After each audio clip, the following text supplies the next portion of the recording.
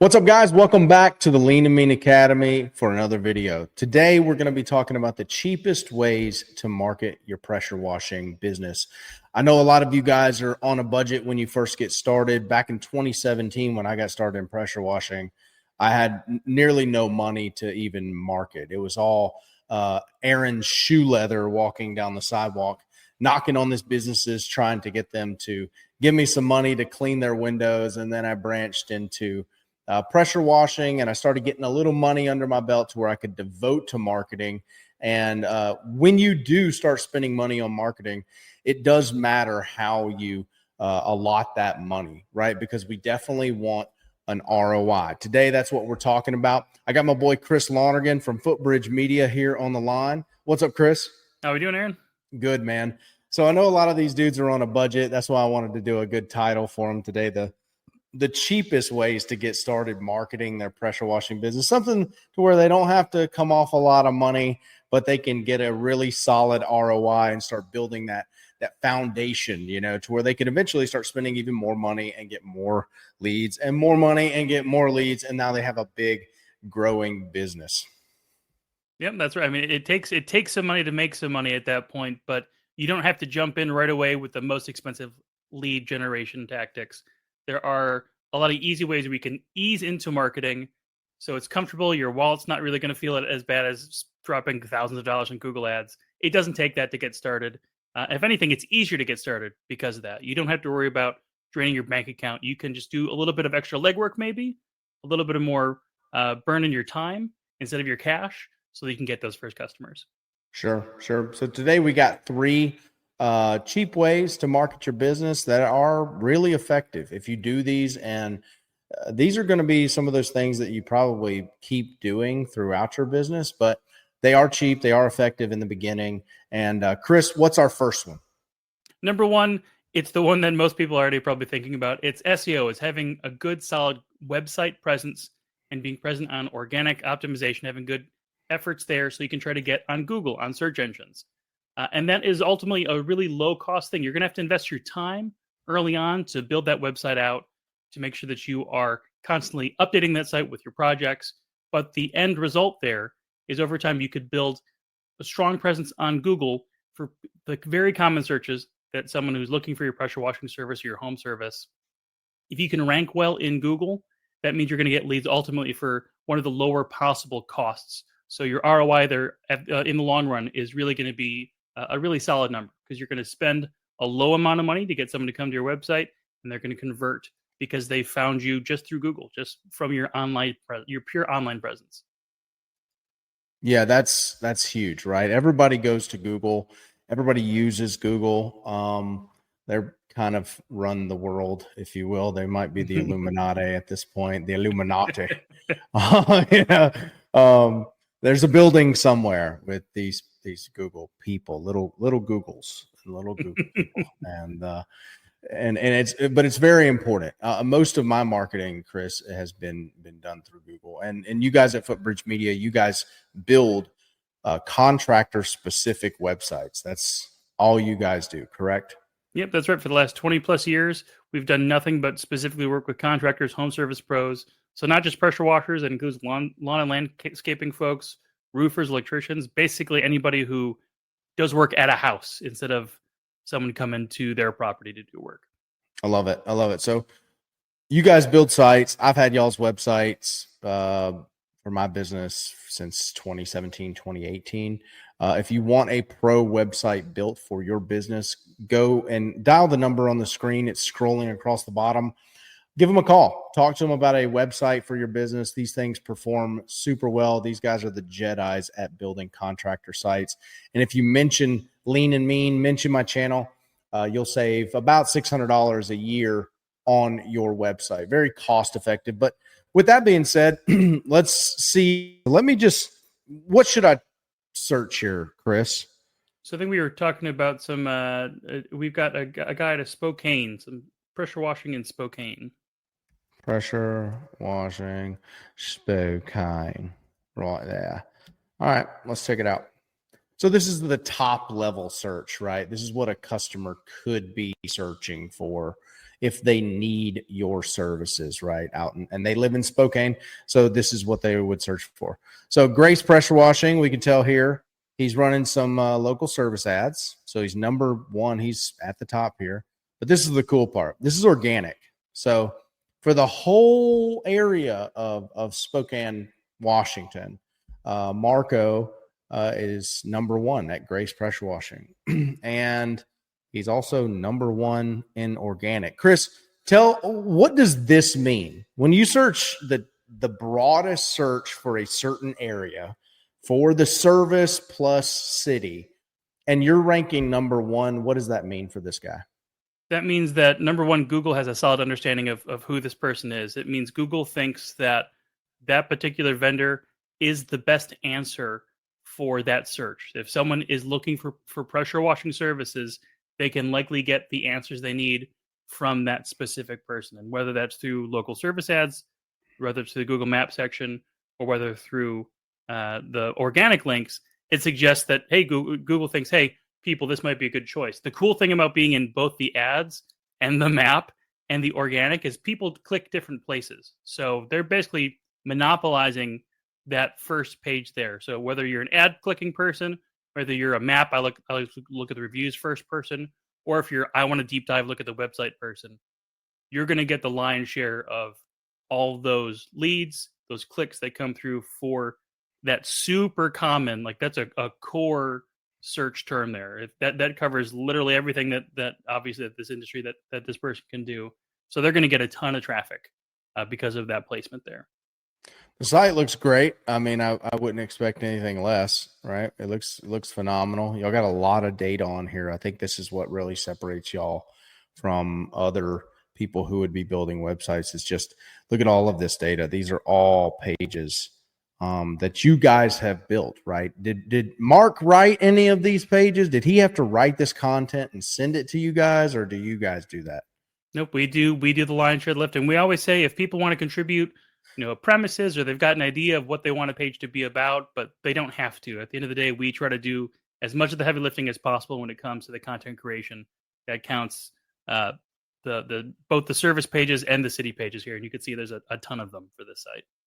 So a service that we don't have in Daphne, Alabama, where I'm from, is homeless encampment cleanup. But out in Spokane, see, out west, see, they got these homeless. This is incredible. This is like a crazy niche that he's had a page built for, and he's cleaned a few of them. He's got some project pages here. But a business owner doesn't want to come clean this up. Who knows what's going on? Who knows what's lingering, what kind of hazardous needles or anything. It's just funny because there's so many niches that you can target, and you guys write all of this content. Now, caveat here, do not get the website with Footbridge and then send them, 50 pages that you want built by tomorrow. That's not how that's going to work. Chris, what do y'all do? Like 5 or 10 in the beginning, and then they can send in more as time goes on, but just don't overwork them. What's the number? Yeah, usually, generally speaking, like when we first launch a site, it's anywhere between, I say 25 to 35, 40 pages, including the homepage, the about page, the city pages, all that stuff. So we try to prioritize because we also want to launch your site quickly. So we don't want to spend, 2 or 3 months writing all that content. We're going to prioritize the things that make the most sense, the top 10 cities, the top 10 services. And then from there, we can niche down. We can do more specializations, talk about targeting specific neighborhoods, as we go on. So you launch, and then adding content on like that is actually a solid way to show Google that you are continually updating, you're continually growing. And you get a situation like this where this particular pressure washer is now very well known as the answer to Google for a lot of this content. Yeah, he's crushing. Like he messages me on Facebook all the time. I'm so proud of him. I remember when he started, he was in the inner circle. He still is. And he's a lifetime member down here. And he just hit me up and wanting to know all the info. And I told you earlier that Mark did, if I uttered it, and I said it once on a live, in our coaching group, Mark did it. Like, he's done everything to a T. and you can see it by his rankings, like it's performing. So $199 a month. There's no contracts with Footbridge, so give them a call. I think that's the first way, the first cheap way to really establish yourself and get, frankly, super cheap leads. I mean, guys, a gutter cleaning doesn't even cost it costs more than $199 to do a gutter cleaning. So for one gutter cleaning a month, you can have a website that's ranking like this. And as we're showing here, in a major like metropolitan area, like Spokane's not small. It's not like a rural town. Like there's a lot of people here as well, and he's crushing it. And he's ranking even outside of here in some of these small Silver Lake and some of these other places. He even works in Idaho. He had some pages on there for Idaho as well. So that's the first one. Chris, what's our second one? Our second cheap way to market your pressure washing business? The second cheap way is one that I'm a really big fan of. Actually, on Footbridge Media's YouTube channel, we posted some content recently about it. It's a tactic called clover leafing. The idea is you can try to get 4 more leads from every active job that you have. So if you show up at somebody's house, before you leave, before you finish work, before you actually leave for the day, talk to the houses on the left and the right, talk to the house across the street, talk to the house behind that target place where your actual job site where you're working. You're going to just knock on the door. You're going to say hello. If you've got door hangers, you can leave a door hanger. You're basically going to introduce yourself. You're going to apologize for the noise while you're working, but just to say, hey, we're in the area. You may have a pitch like, hey, we're offering free estimates while we're here. Let me know if you have any questions. We'll be helping your neighbor Bill out over here, and you could talk to him afterwards if you have any questions. Leave your business card. Leave a door hanger. The idea here is there are people who are going to be seeing the results of your work. They see your work vehicle. They see you in action. They see that you're professional. If you can get more people in that neighborhood, you're going to spend less time driving around. You already know that people in the neighborhood need your work. If you're a pressure washer, it's not like that house is uniquely environmentally affected. That means other properties around there need house washing, need roof cleaning, need window washing. So you can turn that one job you're working on to basically into a billboard for the neighborhood at that point. And it costs you literally nothing to go next door to knock and say hello and introduce yourself. And just say, hey, let me know if I need to move the van or if I need to, move the truck or do anything to help you out while I'm here. Just to go out of your way to introduce yourself and to demonstrate that you're professional. And it's cheap. It costs you nothing. It costs for the cost of a door hanger. You can go shake someone's hand and say hello. I love it because it gives you 4 opportunities to actually meet people, talk to people, and get another job out of the one job you've already had. Dude, I love the apology move. That's like a great way to not feel like you're selling.